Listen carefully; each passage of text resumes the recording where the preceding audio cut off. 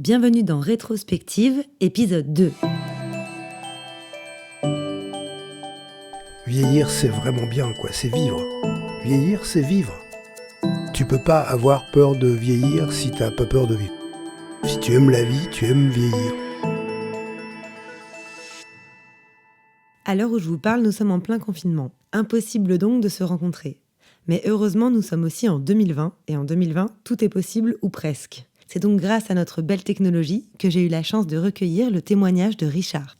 J'ai rencontré Richard il y a quelques mois, grâce à mon papa qui a travaillé avec lui. Cette rencontre m'avait profondément marquée. Richard est un homme de 70 ans qui a plus d'énergie et d'idées novatrices que la plupart des gens que je connais. Il est à lui seul journaliste, écrivain, réalisateur, producteur, présentateur d'émissions télé et radio, professeur, fondateur d'une école, etc., etc. La liste est longue. Un homme au parcours incroyable et qui pourtant est une personne très accessible, très ouverte et qui adore les nouvelles rencontres et qui aide beaucoup les jeunes dans leurs projets. Je trouve que quand on le rencontre, on comprend ça tout de suite. Il dégage des ondes hyper positives et nous donne l'impression que tout est possible. Je me souviens que la première fois que je l'ai rencontré, après notre discussion, j'avais vraiment un regain d'énergie. Depuis, nous sommes restés en contact et finalement, il y a quelques jours, je me suis lancée, je lui ai proposé de témoigner pour Rétrospective. Il a immédiatement accepté et donc je vous laisse avec son témoignage. Bonne écoute. J'ai eu 70 ans le 11 avril dernier, en plein confinement. Alors 70 ans, c'est un âge qui est critique, dans la mesure où on est même pire que senior, plus que senior. Après, on va revenir sur l'idée de vieux ou pas vieux. Mais c'est un âge, c'est bizarre, septuagénaire, ça fait drôle. Je pensais que j'arriverais pas à cet âge-là, mais même quand j'étais plus jeune, je me disais que l'an 2000, c'était un truc pour les ultra vieux, quoi. Et je suis né en 50, j'ai eu 50 ans en l'an 2000, et aujourd'hui on est en 2020, et j'ai 70 ans. Et ça me fait très drôle parce que ça passait très vite, mais quand je fais le point sur ma vie, ça a beau me donner l'impression d'être passé très très vite, j'arrive pas à faire le point sur ce que j'ai fait, en une seule pensée. Parce que j'ai peut-être, c'est immodeste, mais j'ai peut-être fait trop de choses. En tout cas, beaucoup. Donc 70 ans, c'est... Waouh. Ça m'a fait très très drôle tout d'un coup d'avoir 70 ans. Je crois que c'était à 40 ans que je me suis dit que j'étais un vieux. Voilà, que j'étais un adulte. À 40 ans, ça m'a fait ça, oui. Peut-être parce que je devenais papa. Je pense que quand on devient papa, on se dit ça y est, on est responsable de quelqu'un, on est de l'autre côté, quoi. On est de l'autre côté. On est vieux. Mais je me suis pas senti vieux, je me suis dit que je suis un vieux. Et d'ailleurs, je considère toujours maintenant, je me dis que je suis un vieux, mais je ne me sens pas vieux. J'oublie que je suis vieux et parfois mon corps me rappelle à l'ordre. On en parlera plus tard puisque tu poses la question. Mais à 40 ans, je me suis dit ça y est, je suis un vieux. Mais je ne me suis pas senti vieux pour autant. Et aujourd'hui, à 70 ans, je me dis toujours que je suis un vieux, puisque je n'ai pas rajeuni depuis l'âge de 40 ans, mais je ne me sens pas vieux pour autant. Et je ne mène pas une vie de vieux, pour autant qu'une vie de vieux, ça veut dire quelque chose et qu'il y ait des archétypes, des modèles de vie de vieux. Quand j'avais 20 ans, j'étais le même en moins sage. J'aurais adoré, quand j'avais 20 ans, rencontrer quelqu'un comme moi, qui m'explique des choses. C'est-à-dire que j'adorerais savoir ce que je sais aujourd'hui et avoir 20 ans. Ça, c'est le rêve absolu. Et mon rêve à l'époque, c'était de conquérir les choses, de faire de la moto, j'ai réalisé, d'écrire des livres, j'ai réalisé, de faire des films, j'ai réalisé, de faire des chansons, j'ai fait. Tout ça, c'était des rêves qui étaient dans ma tête un peu inaccessibles. Et si c'était ça, j'ai réalisé. Et puis après, j'ai appris que les rêves, réaliser ses rêves, c'est pas nécessairement trouver le bonheur.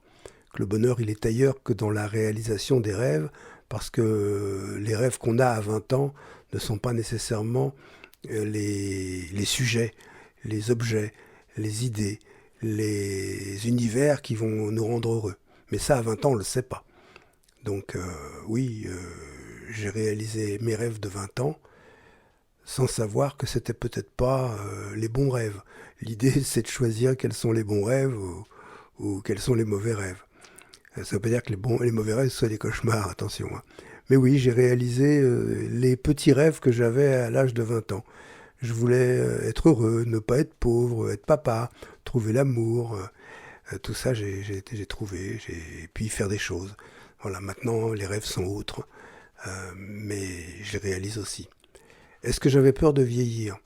Non, j'avais peur de ne pas pouvoir vieillir.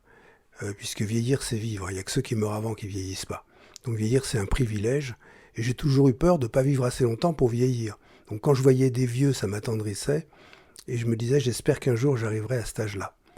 C'est ma seule façon, c'est la seule relation que j'avais avec le fait de vieillir. C'était de rêver, voilà, de pouvoir vieillir. Donc conscience que si ça allait arriver un jour, j'avais pas conscience que ça allait arriver un jour, j'avais l'espérance que cela arrive un jour. Parce que je me disais, si j'arrive à vieillir, c'est que j'aurais vécu. Et il faut surtout pas que je meure avant. Voilà. Mais c'était pas de la crainte non plus. C'était le désir de vivre comme je l'ai encore maintenant, aujourd'hui, en une période où, pour les gens de mon âge, les choses sont très vacillantes. Comment je me sens aujourd'hui dans mon corps ? Parfois, donc, il me rappelle à l'ordre, mon corps. C'est-à-dire que dans ma tête, j'oublie. Et puis, tout d'un coup, il y a l'arthrose, il y a le petit diabète, il y a l'hypertension, il y a les petites tuyauteries, il y a plein de petites choses comme ça qui font que le corps n'est pas toujours d'accord. Donc, il faut se mettre en accord avec son corps. Et voilà, en plus, il est moins beau dans le décor, si je peux me permettre, le corps en question. Mais je m'en sors bien et je me sens bien quand même si ça rouille un peu, même si parfois ça craque ou ça grince un peu. Mais ça va. Quand j'avais 20 ans ou 30 ans, je ne pensais pas que quand j'aurais 70 ans, je serais encore comme je suis aujourd'hui. Je me disais que je serais peut-être plus mou, sans mauvais jeu de mots, que je serais peut-être moins actif. Et voilà. Mais c'est vrai que le corps parfois me joue des tours et le corps me signale son désaccord, ça c'est sûr. Je me sens pas dans la société en tant que vieux parce que je me sens pas vieux. Je me considère pas comme un vieux dans la société. Je me considère comme vieux, mais j'oublie que je suis vieux, mais pas dans la société, puisque je me considère comme beaucoup plus jeune que beaucoup de vieux et même de non-vieux dans la société, des gens de 30-40 ans que je vois vieux, parce qu'ils n'ont pas envie de créer, parce qu'ils n'ont pas d'enthousiasme, parce qu'ils ne croient plus en rien, ils sont incapables de s'émerveiller. Voilà, moi je dis qu'un homme est toujours vivant s'il est capable de s'émerveiller, s'il veut construire, s'il veut apprendre, s'il veut plaire, séduire. Moi j'ai tout ça, et donc dans la société je me sens pas en tant que vieux. Pas du tout. Pour moi, être vieux, être vieux, c'est être vieux dans sa tête. Je connais des mômes de 30 balais qui sont vieux dans leur tête, qui pensent déjà à leur retraite. Moi, j'ai même pas fait ce qu'il faut pour toucher ma retraite. Il faut que j'aille sur Internet faire le truc. À chaque fois, je procrastine par rapport à ça. Donc, être vieux, c'est ne plus avoir envie. Ne plus avoir, comme je le disais tout à l'heure, ne plus être capable de s'émerveiller, ne plus avoir envie de construire ou d'apprendre ou de plaire. Pour moi, c'est peut-être ça, être vieux, et ça dépend pas de l'âge ni de l'année de naissance, J'ai demandé à Richard de me parler de sa sexualité. Il m'a ensuite donné son point de vue sur la sexualité des vieux en général, et je trouve que ce qu'il dit est vraiment touchant. Il faut demander ça à mes petites copines. Elles te répondront si je suis toujours actif sexuellement. Oui, bien, ça va bien, ça va très très bien de ce côté-là. On est forcément un petit peu moins vigoureux que quand on a 30 ans. Mais on compense ça par pas mal de choses. On va dire que c'est une lente évolution, et quand je dis évolution, je ne devrais pas utiliser ce mot-là, parce que forcément, évoluer, ça veut dire aller dans le bon sens. Donc c'est une lente dévaluation. C'est c'est comme de plus en plus de mal à monter les escaliers, Tout d'un coup, on peut pas dire à quel moment, Et puis après, j'ai trouvé des astuces. Quand on est jeune, on a du mal à imaginer des vieux en train de faire l'amour. Quand on imagine des vieux en train de faire l'amour, l'image n'est pas très belle. On voit deux petits vieux en train de copuler dans un coin avec la peau toute fripée, un corps un peu déformé, parfois les articulations aussi un peu gonflées par l'arthrose, et on trouve ça vraiment très très très très très très très moche. Mais si on doit remettre les choses dans leur juste proportion, quand on imagine deux corps en train de faire l'amour, c'est pas très beau non plus, même si c'est des corps jeunes. Alors sauf si y a la virtuosité d'un filmage pour les films qui sont dits érotiques ou pour les scènes érotiques bien tournées, bien filmées par de bons réalisateurs avec un jeu d'ombre et de lumière. Mais sinon, deux corps en train de faire l'amour, c'est pas très très beau, c'est pas très élégant. Et l'image de dégoût que l'on peut ressentir quand on est jeune en imaginant les vieux en train de faire l'amour, eh bien parfois même les jeunes le ressentent en imaginant d'autres jeunes en train de faire l'amour. Il suffit de penser à l'image de son petit copain en train de faire l'amour avec une autre fille quand on est une femme, ou de sa petite copine quand on est un garçon en train de faire l'amour avec un autre mec. Et c'est une image qui est insupportable.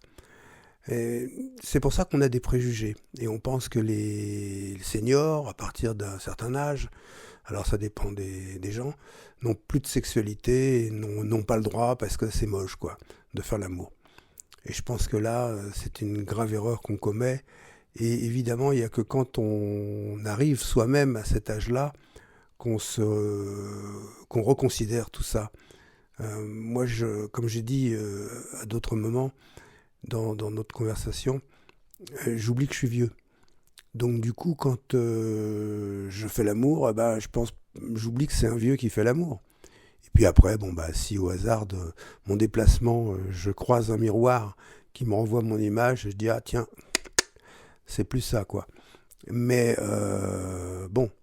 après tout, un corps d'homme, c'est jamais très très beau dès qu'il y a un petit peu de ventre ou souvent les fesses plates, etc. Sauf ceux qui passent du temps à sculpter leur corps. Voilà, donc la sexualité, oui, on a une sexualité, enfin moi en tout cas, j'ai une sexualité qui est assez active et j'y trouve beaucoup de satisfaction, beaucoup de plaisir et ça se passe très bien. Alors c'est sûr que, comme je l'ai déjà dit, on est tous à nos âges moins vigoureux que quand on a 30 ans.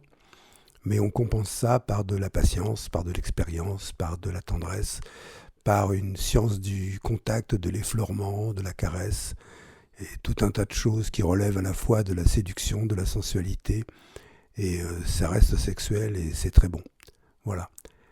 Je recommande à tous les anciens, dès qu'ils commencent à avoir un âge au-delà, on va dire, de la soixantaine, au lieu de se poser des questions, de continuer à cultiver son pouvoir de séduction, et d'essayer le plus possible de continuer à être vivant là aussi, pour ça aussi. Est-ce que je pense que c'est plutôt de vieillir pour les femmes que pour les hommes ? Oui, c'est plus difficile, parce que déjà sur le plan social, sur le plan du positionnement image sociale, un homme qui a des traits un peu marqués, qui garde un pouvoir de séduction assez fort, du charisme, etc. Pour les femmes, c'est hélas différent, il y a une grande injustice de ce point de vue-là. Et puis il y a d'autres choses qui relèvent de la physiologie, comme la ménopause et les transformations que ça occasionne. Oui, je crois que c'est plus difficile de vieillir pour les femmes. Et quand on voit les femmes qui sont abandonnées par leur mari qui, à l'âge de 40 ou 50 ans, vont chercher quelqu'un de plus jeune, c'est là où on voit dans certains aspects de la vie sociale la férocité de cette injustice, quoi. Oui, en effet, donc c'est plus dur pour les femmes que pour les hommes, c'est plus difficile. Et elles se vengent bien puisque l'espérance de vie des femmes est supérieure à celle des hommes. Voilà, c'est leur façon à elles de répliquer à cette injustice. Est-ce que j'ai des projets ? Ah oui. Je continue, c'est ce que je disais tout à l'heure, je continue à construire des choses, j'ai des choses en train, j'ai des choses que je suis en train de mettre au point, j'ai des livres à écrire que j'ai commencé, d'autres que je n'ai pas encore commencé, j'ai plein de projets professionnels. La seule chose que je ne veux pas faire pour le futur, c'est un enfant.